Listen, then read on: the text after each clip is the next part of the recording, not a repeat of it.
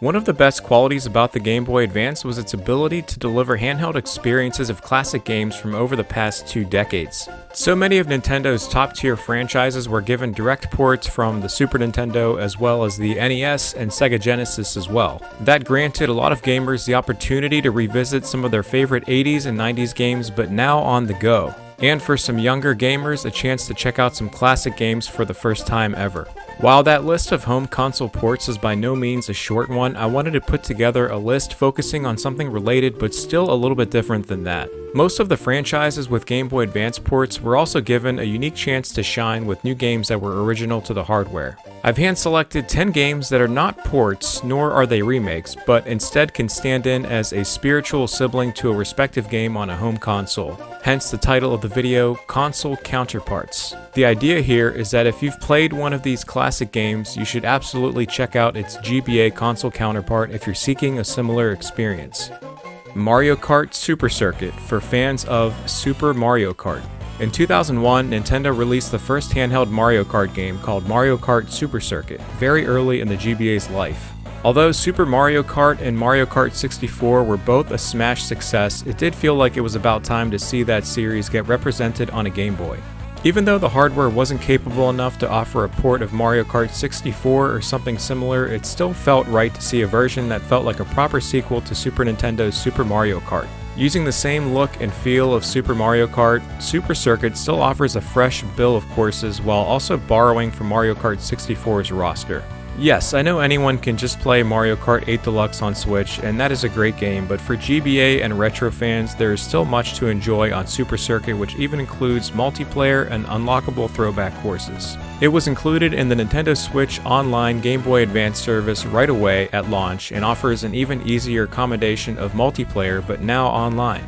Metroid Fusion for fans of Super Metroid. After 8 years dormant and completely skipping the Nintendo 64 era, Metroid finally got its long-awaited sequel to 1994's legendary Super Metroid. It may feel like a no-brainer to include a sequel as a console counterpart, but Metroid Fusion still doesn't get the same hype as its predecessor. And that's fair because that was a tough act to follow, but it is still one of the highest-rated GBA games and rightfully so. Varying somewhat from the usual formula, Metroid Fusion follows a more guided approach, which is an understandable call considering it became the introductory game for a new generation of fans once it hit the handheld scene in 2002. But the horror-laden ambience, music, and sound design make for a thrilling adventure in space. If you haven't played any Metroid, this is not a bad place to start, as it can be very beginner-friendly. As of today, all 5 Metroid games are available on Switch, with the first 4 accessible via Nintendo Switch Online, so there's no reason not to check them out. Gunstar Super Heroes for fans of Gunstar Heroes. I wish I had the chance to play Gunstar Heroes for Sega Genesis during its heyday, but unfortunately I was not familiar with the franchise until a few years ago. You can find Gunstar Heroes often present in many Sega Genesis top 10 lists, and that is no mistake. Treasure, the studio that developed the game, was not into making sequels, but in 2005 things changed and a sequel called Gunstar Super Heroes was announced for Game Boy Advance. Despite making a few sacrifices like ditching 2-player co-op and some weapon mechanics, Treasure still managed to succeed in creating an excellent Gunstar game 12 years later. Your playthrough experience will feel nearly identical as the story in Super Heroes is essentially a retelling of the original game, although it was officially labeled as a sequel by Sega. Choose from Gunstar Red or Blue and enjoy your choice of stage progression rather than following a linear path throughout. Currently, Gunstar Heroes is available on Nintendo Switch Online, and I speculate Gunstar Super Heroes will become available at some point in the future. Kirby and the Amazing Mirror for fans of Kirby's Dream Land 3. By the mid-90s, there was a plethora of Kirby games on Nintendo's consoles. Starting with the Game Boy and NES in the early 90s, Kirby really found its footing on the Super Nintendo with a handful of releases. In 1997, Kirby closed out its SNES career with Dream Land 3. Although the first 2 games were Game Boy titles, Nintendo decided to relocate the threequel to better hardware. The traditional platforming gameplay can be found on both games, and of course you have Kirby's defining copy abilities, but one gimmick that overlaps is the help Kirby has alongside. side. In Dreamland 3, you can summon Kirby's animal friends for help, while in the Amazing Mirror, Kirby has 3 copies of itself that will tag along. To add to the fun, the Amazing Mirror also includes multiplayer, so you and 3 friends can all be Kirby. As of today, you can access Kirby via the NES and SNES online service, as well as Dreamland 1 and 2 for Game Boy. Thankfully, Nintendo has announced that the Amazing Mirror will also come to the GBA service at a later date. FZero GP Legend for fans of FZero. Although it was not the first FZero game released on the GBA, it seems the majority of fans rank GP Legend above the others. What GP Legend does is bring back the sense of familiarity to the original SNES game from 1991 with its similar graphical style and inclusion of story and characters including Captain Falcon, the franchise mascot who was absent from Maximum Velocity. While I think they are both great Game Boy Advance games, this is the one to start with if you plan to check both of them out. Unfortunately, Maximum Velocity is the only one announced so far for Nintendo Switch Online, but I see no reason not to anticipate GP Legend eventually as well. If you prefer to go back to the original, you can find that within the SNES app, as it has been available for quite some time. If you're looking for something a little higher intensity than Mario Kart, definitely give FZero GP Legend a look. While the plot won't necessarily have you moved, it's still a nice touch of content to see added. Mario and Luigi Superstar Saga for fans of Super Mario RPG. There are so many strong RPG games for the Game Boy Advance, and with the presence of Pokemon and Final Fantasy, it may be easy to overlook Mario and Luigi, but that would be a critical mistake. While it doesn't have anything in common with Super Mario RPG in the graphical department, it still features the same Mario charm and silliness, if not more.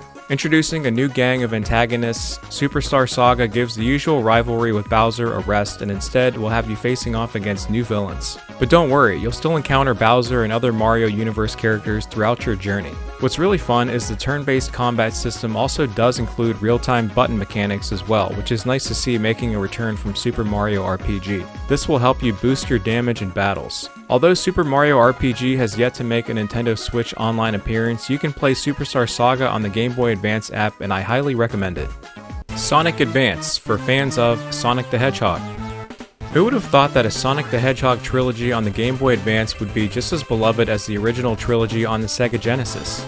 If there's one thing I've learned in exploring the GBA's back catalog over the last few years, it's that people love the Sonic Advance series. By the time the Game Boy Advance launched, Sonic had already made the leap from the Genesis up to consoles like the Dreamcast and GameCube, but that didn't stop Sega from tossing a few spin-offs to the handheld system. After all, there were handheld Sonic games on the Game Gear, so this move made sense. If you're looking for that traditional 2D classic Sonic vibe, then look no further than Sonic Advance. Even with following its original gameplay style, it still manages to create fresh stage settings as well as include all of Sonic's friends as playable characters, all while maintaining a gorgeous look with sharp sprite work. As of today, you can play a few Sonic games via the Genesis service, and I have a good feeling Sonic Advance will eventually be available on the Game Boy Advance service. The Legend of Zelda: The Minish Cap for fans of The Legend of Zelda: A Link to the Past. Now, I know you can play A Link to the Past on the Game Boy Advance already, and honestly, you probably should. It's a great port, maybe the best one. But that's such a popular Super Nintendo game, I think most gamers have played that already. And I know there is still a large portion of Zelda fans that have never played the Minish Cap. While the Zelda timeline can be confusing, it really shouldn't matter when deciding whether or not to play this. You will absolutely get the same top-down 2D action-adventure fun as you would playing A Link to the Past or even Link's Awakening. The sprite work here is top-notch, the art style is great, and the music is right up there with it.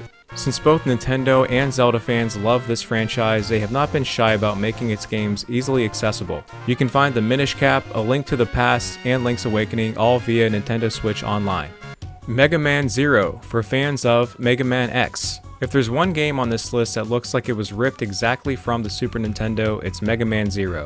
Spinning off from one of the SNES's best rated series, which was Mega Man X, Mega Man Zero borrows that same side-scrolling platforming action that made the aforementioned game such a hit. Zero is armed with a typical Buster Cannon, but now you have a saber to go along with it. And the gimmick here is instead of acquiring powers from bosses you defeat, you collect what are called Cyber Elves that are equipped with different abilities that can be used to assist in combat. Though we never got a Mega Man X remake or port to the GBA, the Mega Man Zero series does a pretty good job at filling that void, having a total of 4 entries for the handheld. You can find the entire series on the Mega Man ZX collection, which is available for about $20 and often goes on sale.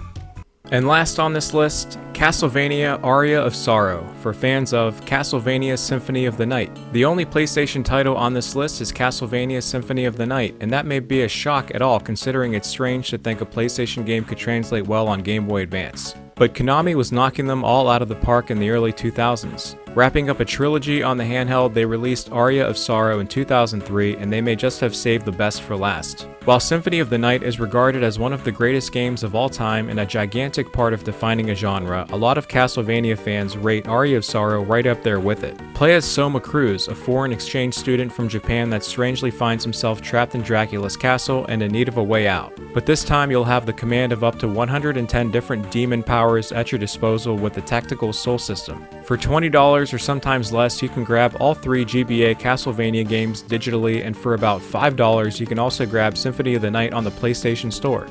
So those are 10 great Game Boy Advance games that are sure to deliver some old school home console enjoyment in handheld form. My initial plan was to cover this list and be done with it, but I realized there are more GBA games that act as console counterparts still out there, so look for part 2 in the future. If you have any recommendations, feel free to drop them in the comments, and as always, thanks for watching.